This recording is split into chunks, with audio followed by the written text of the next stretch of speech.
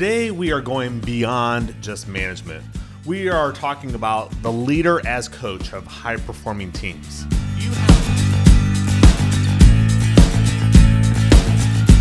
You have a new manager who is realizing that managing their team is very different from what they thought it would be. Going from manager to leader is simple, but it's not easy. The Authentic Leader Show is the podcast for leaders of managers as they transform their new managers into authentic leaders of teams. Now, later today, I'm actually doing a workshop for one of my clients. It's an internal workshop for some of their top leaders. One of the things we're going to be talking about, or a key thing we're talking about, is the leader as coach. And it's kind of really a mindset shift, thinking about either being a manager or being a leader to actually coaching your team. And I believe that it's one of the very best ways to transform from being a new manager or boss to authentically leading and coaching your team. So what we'll cover are many of the aspects of what it means to be a leader as a coach. And I'm going to touch just on a very high level what many of those aspects are. The first one I'll talk about is that leaders as coach, they use their team goals as a coaching tool and as they are working with their teams. Now, whether you have team goals established or not, those who have them established, or if they're preparing to and getting ready to create team goals, they access sources for creating team goals, because that's what many times is a holdup for many managers is, how do I even create team goals, and what are the reliable sources I should even reference and look for in creating goals with my team? Many of these sources are within the organization already. What might be the vision and mission statement might be a source to reference. If there are any kind of key metrics that the team is responsible for producing. Stakeholder expectations, whatever the expectations of the key stakeholders in the results that the team actually produce. Perhaps even just industry benchmark. You could do some research and find out what might be industry benchmarks for the kind of work that your team does. Leader as coach will create team goals with the team. This is not something that the manager does from on high and comes down and says, hey, here are our team goals.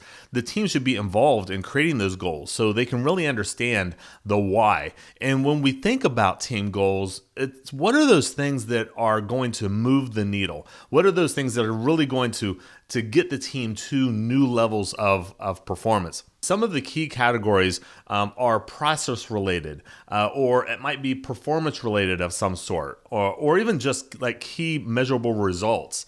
So when we talk about process, it might be just adhering to a current process that is already in place. Whatever the processes are that are established and we need to adhere by, how good are we at adhering to those processes consistently? That might be one of the goals. Or even applying a new productivity process, one that has not existed but might help our team to go to a new level. An example of a performance goal might be around applying a new or a current capability. If it's a current capability, how can we get more out of the capabilities that our team already has? Or if it's a new capability, what new capabilities do we need to add to our team so that we can perform at higher levels? And just generally just reaching new performance levels, whatever our measurable performance level is now. What would be a stretch to go to yet another higher level of performance as a team? And then the third one I mentioned before are results-based, right? What are some specific results that are specifically measurable? Like they might be financial or somehow related to the budget that the team already has. How close are we adhering to that budget? Maybe even just key milestones or outputs that the team creates. Make sure how consistently are we reaching those milestones and creating consistent outputs. Perhaps the team is involved in some sort of a product launch of some sort, making sure that the launch goes on time or on schedule and meets the required goals of that product launch.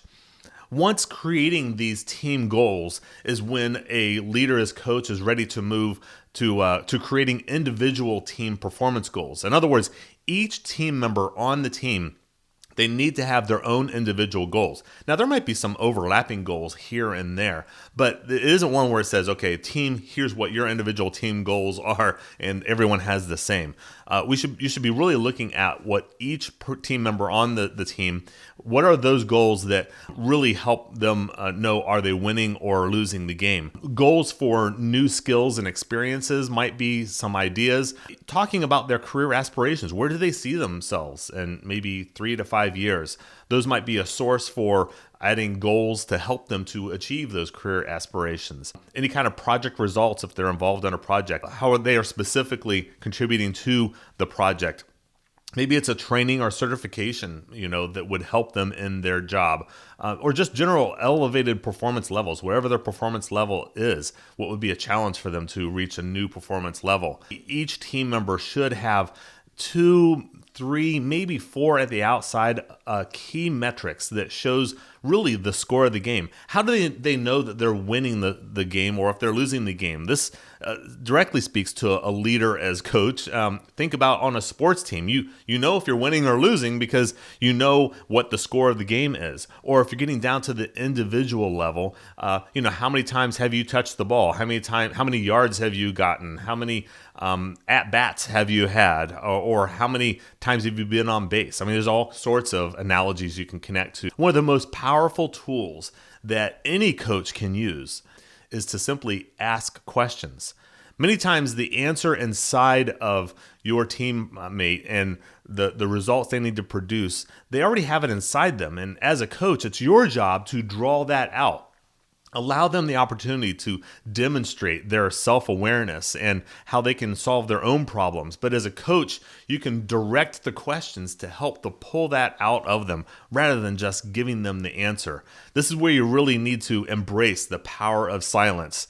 A lot of people want to fill that silence after asking a question when what they need to do really is get comfortable with the silence. Give the person an opportunity to think it through and consider what their answer might be. There's really coaching opportunities anytime you're communicating with anyone on your team, whether it be just an ad hoc meeting, maybe they pop into your office, or you're having a one-on-one meeting with them, or you're walking together to a meeting. There's opportunities galore. Anytime you're conversing and talking with your team, be thinking of yourself, how can I make this a coaching opportunity for my team? Leaders as coach, they provide very clear performance expectations. There's no question about what the performance expectations need to be. What is the purposeful, strategic reason behind any work that anyone's doing on the team? And it might be for a variety of reasons, like maybe the person doing the work, they just simply have the best skill, or maybe they have the time to complete the work, or they may just be ready to be trained, or they need some additional experience. What will the result look like when this work is done? The result must be very clear, and there needs to be an exchange of the result description. In other words, a dialogue between the manager and the person who's doing the work, and using that as a coaching opportunity. Both parties need to have complete confidence when walking away with that confirmation or with that conversation that both are completely clear about what result needs to be produced. What's the priority against everything else that is already on their plate? And this is something that you need to determine together. Together, agree on a deadline. Without a deadline, it can be very difficult to hold others accountable on your team. It's a bona fide part of your job that you must be ready to, at all times, provide feedback. The feedback that's provided, it must be genuine feedback. There must be a complete motivation that I'm just here to help you to succeed. The feedback I'm providing you is just simply to make you better. And you know when someone's providing that genuine feedback or if they have other ulterior motives when providing feedback. But when providing feedback, be clear in your conversation about what went well. Start off with, here's what you're doing well. Here's what I'd like to see you continue to do. And then be clear about what could be improved. Where might be some opportunities that could help you to be more successful if you were to change or modify the way you're doing your work. What are those things that are very important? They must get done, but sometimes they're not urgent. And that's one of the pure definitions, really, of what I call proactive work. And the proactive work is what helps to reduce all the emergencies or the reactive work that needs to happen. So the better you are at proactive, the less reactive that you have. You can't get rid of it. But when it comes to prioritizing, it's knowing what are those things that are important, but they are not urgent against everything else that the person on the team is also doing. What is it that you need to accomplish this week in order for you to call this week a success? And that's where you can automatically start identifying, well, if I do these things, this will be a successful week. Well, great. You're on your way to being clear about what are your top priorities for the week and what you're doing right now. We sometimes get confused about what it means to be a micromanager. You need to adjust your management and coaching style to each member on your team. Everyone on your team has different experience levels. They come from different perspectives, and you need to adjust your style to meet where they are right now at this time. And that's what leaders as coaches do well. And what is micromanagement to one is not micromanagement to another. In other words, so someone who's brand new on your team that has never done much of the work that they're being asked to do on the team, they just don't have any experience. They may need to be told exactly what to do, how to do it, where to do it, when to do it. They will appreciate that, because if you don't tell them and show them and really kind of hold their hand in the very beginning when they're very first learning the key aspects of their job, they would never know otherwise. So they appreciate that. But you do that exact same thing with someone who is highly experienced. They are highly motivated. They have the skills to do it. They proved it time and time again over a lengthy period of time.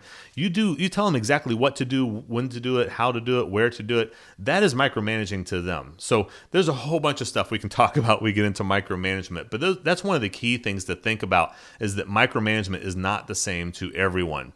And then the last thing I'll talk about today in our workshop is that leaders as coaches, they delegate to those people who have earned it.